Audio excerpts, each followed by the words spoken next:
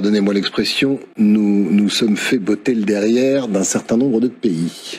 Oui, la principale puissance, c'est la Chine qui exploite côté Congo le sous-sol riche en minerais, comme on vient de le dire à l'instant. Vraiment très très très riche. Hein. Ce sont des montagnes de minerais dont nous avons besoin pour les téléphones portables, pour tous les appareils électroniques, de l'or, du cobalt, du zinc. Il y a vraiment de l'étain, il y a vraiment de tout. Et là, ce sont beaucoup de concessions chinoises.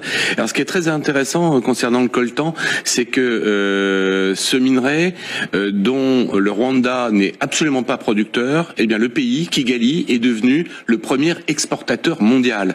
À savoir qu'il y a un trafic à travers la frontière. Le minerai est envoyé au Rwanda et le Rwanda le revend pour son propre compte. On peut comprendre que la République démocratique du Congo ne trouve pas ça extrêmement fair-play. Et c'est le Rwanda qui, en sous-main, actionne le M23 qui avait été défait quasiment en 2012, qui s'est régénéré grâce à l'appui de l'armée rwandaise. Et d'ailleurs, à Goma, il a été documenté que 3 à 4 000 soldats rwandais participaient aux opérations auprès des rebelles du M23. Le M23 étant un mouvement congolais totalement. En fait, eux, ils veulent le renversement du président Tshisekedi. Mais pour ce faire, ils s'appuient sur le Rwanda. Et puis la zone, vous savez, c'est la zone des Grands Lacs.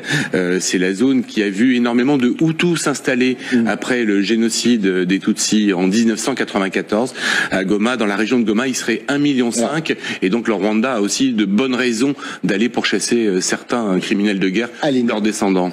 Oui, il y a cette dimension de minerais, de sous-sol, mais pour comprendre ce qui est en train de se passer à cette frontière-là, il faut remonter à 94. Et il y a des contentieux qui vont au-delà de toute considération économique entre le Congo et le Rwanda, parce que le M23, c'est pas que des... Il y a les deux. Il y a la question des Houthis qui ont été génocidés en 1994, voilà, et que cette frontière a servi aussi à l'exfiltration de génocidaires. Et que c'est un contentieux qui n'est absolument pas réglé et qui se joue. C'est là, il y a des choses qui se rejouent, ça n'explique pas tout, mais enfin c'est quand même une bonne piste d'analyse de la matrice de ce qui est en train de se passer, de la violence qui s'est déchaîne aussi, parce que de rappeler que c'était ce génocide des Tutsis au Rwanda, 800 000 personnes machetées à la machette en 94. L'on constate, et je voyais acquiescer Jean-Antoine Duprat quand on parlait de ces puissances qui qui défont et qui déstabilisent, c'est que depuis quelque temps, nos pays, et il y a qu'à voir les ambassades qui ont été attaquées, visées bien évidemment, certains drapeaux que l'on peut voir dans les rues, c'est nous qui sommes visés. Les Américains bien évidemment, les Français bien évidemment, les Britanniques aussi quand ils y sont, et derrière on trouve toujours ces drapeaux, qu'ils soient chinois, Xavier le disait, ou russes. Oui, tout à fait. D'ailleurs, on ne peut pas isoler complètement ce qui se passe entre le Rwanda et le Zaïre de ce qui s'est passé dans la bande sahélienne. Parce que, bon, du côté de la Chine, on sait très bien que la politique de la Chine aujourd'hui, c'est de récupérer des territoires pour exploiter les terres, etc. Les Russes, dès qu'ils peuvent nous enfoncer un coin, de toute façon, ils vont le faire. Donc ça, c'est vrai. Mais ce qu'il y a surtout, comme dans beaucoup de ces aspects-là, il y a toujours un mélange d'un certain nombre de causes et d'effets. Et le problème qu'on a entre le Rwanda et la République démocratique du Congo, c'est que nous, la France est assez mal placée pour dire quoi que ce soit. Parce que c'est notre soutien revenir encore à nouveau l'attaque de l'ambassade. Donc le problème est là. On ne reviendra pas sur les supposés soutiens. Bon, Emmanuel Macron va présenter ses excuses. Il les a présentées ailleurs, d'ailleurs, les excuses.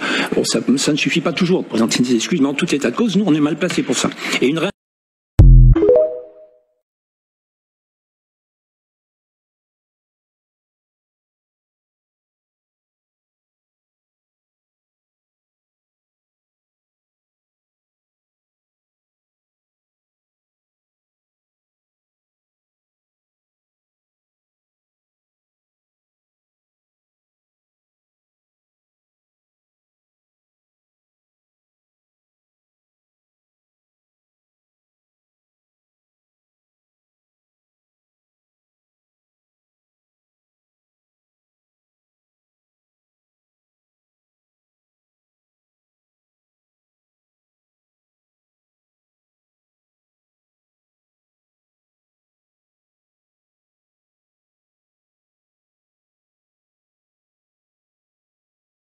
systématiquement, les Allemands ont battu les Français, les anciens Gaulois.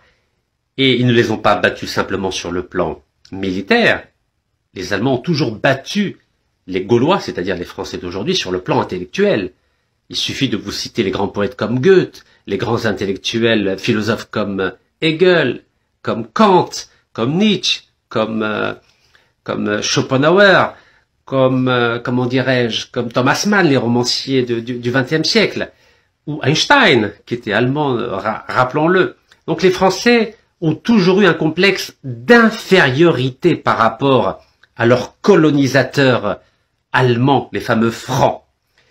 Et ce complexe d'infériorité qu'ils ont toujours éprouvé à l'endroit des Allemands, ils ont essayé de se rattraper en massacrant les peuples africains.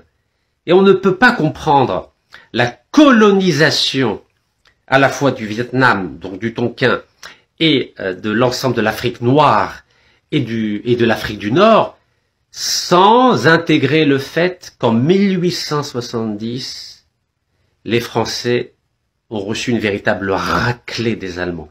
Et c'est pour se venger de la défaite de Sedan du 2 septembre 1870 que les Français ont envahi donc l'Asie et ont envahi l'Afrique noire, notamment l'Afrique de l'Ouest et l'Afrique centrale.